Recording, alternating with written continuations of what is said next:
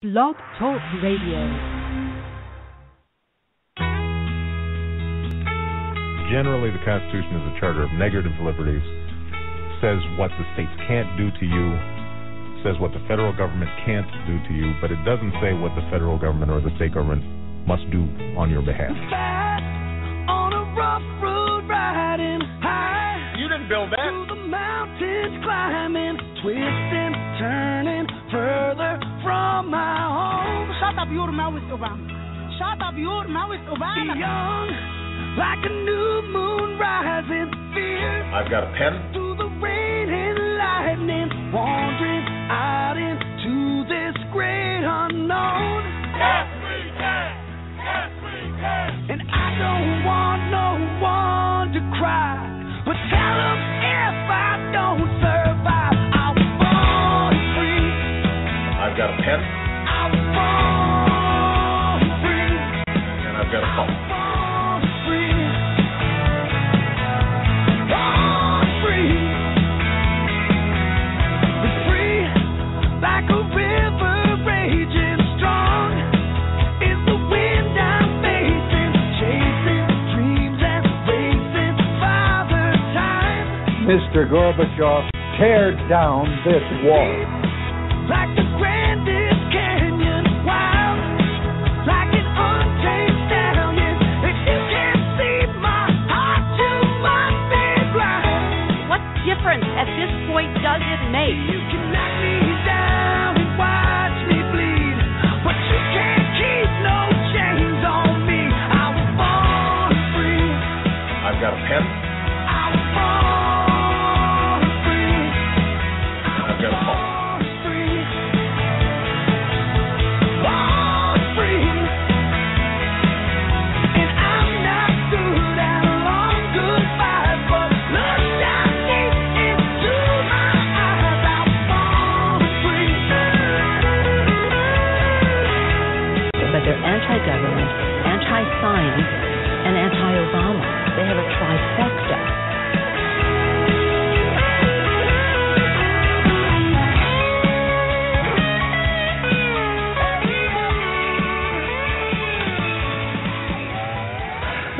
Good evening, shipmates, and welcome back to the program. I am your captain for this 2-hour pleasure cruise, where we are dedicated to the fight and the preservation of freedom regardless of that cost. Freedom ain't cheap, but we can afford it. It's tyranny that we cannot afford. All right. Tonight we have a very special guest on. Her name is Lou Bussee, a.k.a. Grizzly Granny. And she was grizzly long before Sarah Palin came to town. Well, she's here tonight. She's going to be discussing the Isaiah Ryder case, a new case, justice for the sisters. We're going to be discussing a lot of things. She's on the line here right now, and you know me, I never shut up. So it takes me forever to stop talking. So I'm going to shut up right now. And I put a couple of links in the chat room. Actually, I put 3 links in the chat room for you. And these links are what we are going to be discussing tonight. So without further ado, let's get Miss Bussee on the line here. She's only got a limited amount of time. So we want to get as much information as we possibly can. And we'll see if this button will work tonight. I'm still having computer problems, so God only knows. Do I have you on the line, Lou? Yes, is that your NSA monitor that's causing you trouble? It probably is. More than likely. More than likely with what I have talked about the NSA, more than likely. But anyway, I've got all kinds of computer problems, but screw it. We're here. We're live. We're on the air. And that's all that matters. Now, before we get going, Lou, let's start off with a little bit of an introduction here. Tell the audience, tell me a little bit more who you are, who you're with, how you got linked up with these cases, and then let's get right into it. Well, I live in Colorado, the foothills of the Rocky Mountains. Anywhere else in the world, they would call them mountains, but because the Rocky Mountains are so high, living at 7,400 feet is considered the foothills. Anyway, in 2009, I got involved with the 912 Project and ended up being the chair of the 912 Project Coalition for Colorado from 2009 to 2011. And so I got very active in standing up for things and issues, especially related to state and federal legislation. But I also then kept track of things that were going on elsewhere in the world. And when Glenn Beck started talking about the Justina Pelletier story, it just broke my heart. And I, checked out what could I do on Twitter, what could I do on Facebook, what could I do to help the situation in any way I could.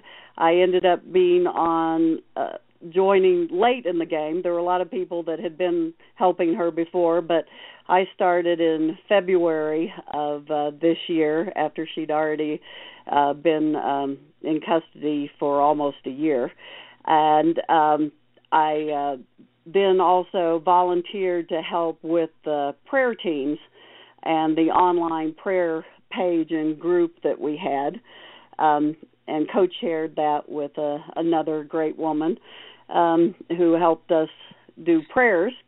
And as that started winding down, we were hearing about Isaiah's story, so then I began volunteering to help Isaiah, and I do a little bit more than the prayer stuff this time. I help in any way I can. And so tonight I wanted to get an update to your listeners and also let people know some of the things they can do to help with Isaiah. Well, one thing that, and I wrote this down, and I really loved what you said, and I preach a lot of that too, and that is, what can I do? Something so simple. What can I do? And like I talked to you earlier today, sometimes it's just the little tiniest things that you may think might be insignificant could turn out to be very, very significant later. So any help that anybody can do, it doesn't matter what it is, how big or how small, whatever it is that you can do to help, you need to help. And I'll tell you why. Because you may think that it's just Justina Pelletier, it's just Isaiah Ryder. Everybody thinks that until it becomes them.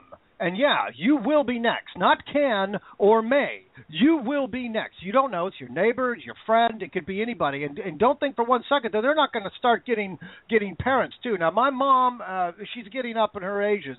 And, she just got home from the hospital here, less than a week ago. And what's to say that this government isn't going to start taking elderly people, isn't going to be taking the elderly people away from their children and not having their children be allowed to take care of their parents in their own home? You remember how it used to be. So anything that we can do to get going. But first, let's talk about Isaiah Ryder here real briefly before we get into Justice of the Sisters. Where are we now with the Isaiah Ryder case? I know they had a court date that accomplished nothing other than another court date. When is their next court date? I think it's in October. And what is that actually supposed to do? Is that the actual trial, or is that just like a pre-trial hearing? Well, the actual trial against Michelle Ryder, Isaiah's mother, whom she has to clear herself of the wrongful charges that they've made against her. It started on September 19th, but they do it a day at a time, and they spread it out. I don't know why, other than it's certainly causing lots of logistical problems and expenses, because Michelle has to go back and forth over 550 miles round or one way from Kansas City to Chicago every time they do this. So her next date is October the 2nd. Well, I'll tell you why. And she has to go in a few days there early, because on that day she may get to finally testify. There's been over a dozen hearings in this case so far, and the first day of trial, and she's not gotten to speak. And Isaiah, although he's been repeatedly asking to speak, has not been allowed to speak to the judge. That is, I mean, you can't get any wronger than that. And yeah, I said wronger on purpose. It shows how wrong it is. I mean, you would think that they would want to interview the child to find out. And I don't mean to call him a child. I'm just using that as a... But you think well, you yeah, would want especially since he just turned 17 years old, right. and they're not claiming he has any mental disability or mental illness. They're just keeping him from speaking to the judge because they don't want the other side heard. Well, they don't want him telling the truth, and they might have to realize that they made a mistake, and they're going to have to, let the American people know they made a mistake. And that's another problem that we have, not only in politics, but this culture. Nobody wants to admit that they screwed up. I mean, my God, I screw up, I can't tell you how many times before I even open my eyes in the morning. It's not a big deal to admit that you're wrong. You can learn from it. Now, what's to say, why can't this judge just come out and say, you know what, I totally got this wrong. Isaiah, you're back with your mom. Case closed, boom, done. Why are we still here? What is their actual... I know it's medical neglect, but what have they presented any kind of evidence whatsoever of medical neglect? Anything specific, or is it just very general medical neglect, and that's all they're saying? Well, they're calling it medical abuse, and they, for example, say things like, well, he seemed to feel better when she left the room. I mean, how do you know? You know what I mean? I know. And that's not what Isaiah claims. Well, he felt worse when he was without his mother than when his mother was there. So it's very nebulous. It's very, a lot of it's trumped up. Personally, if I just looking at this from my point of view, because I am an audiologist by training, and I dealt a lot with both handicapped and special needs children and adults who had hearing loss and maybe had other problems in addition to the hearing loss. And then I also worked in cochlear implants where we had medical teams that put cochlear implants in, and then that's for hearing, right? And so that people could hear. So I've seen all of this, and I have a feeling that any time parents stand up and ask questions and dare to question any doctor, they get a lot of pushback, and these doctors decided she was too much trouble, and so we're just going to accuse her of something. Well, you would think, now, if this woman, and I've talked about this on my show, you would think that if a doctor had a patient and their mother was just hounding them and wouldn't leave them alone, driving them nuts, which is a mother's responsibility, as far as I'm concerned, to be a pain in the butt, especially when it comes to her son's medical. But if she is really such a big pain and such a nuisance, why? I mean, it just seems logical to me that they would be glad to get rid of her. Okay, you want to take your business down the road? Go. Hey, we'll open the door for you. Come on, we'll let you go. Why did they? Yeah, but then they wouldn't have gotten another 20-some-odd days in the ICU that they got to bill the private insurance company. Exactly. That's what it's about, and that's another thing with the court. That might be too.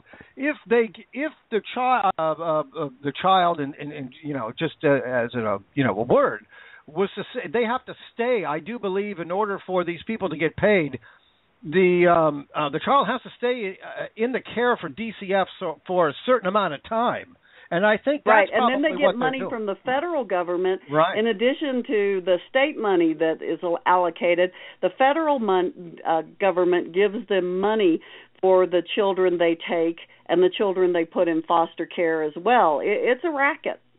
So if the judge was to say, Isaiah Ryder, this has been going on for what, I think 6-7 months, however long. But if he was to just say, okay, fine, you can go back, like a couple of months ago, then the DCF and the foster care and nobody would get paid. And I think they're all on the dole. I think the judges are. I think politicians are. That governor in, what the heck is his name in Massachusetts? Oh, that guy irritates me. I'm terrible with names. Deval Patrick. That's him. I mean, what a piece of work that guy is. Unbelievable. He had all the opportunity. He had all the evidence that everybody else had. The whole public knew that Justina Pelletier did not need to be taken from her. He could have done something. Somebody could have done something. A cop could have done something. And what they did to Michelle, They got police involved and said, "Okay, you're going to go guard her, so we can take Isaiah in an ambulance and take him out of here and take custody of him." You would think as a cop, okay, you want to take this child from the parent, and you want me to guard the parent? Where's the evidence that this child and parent need to be separated?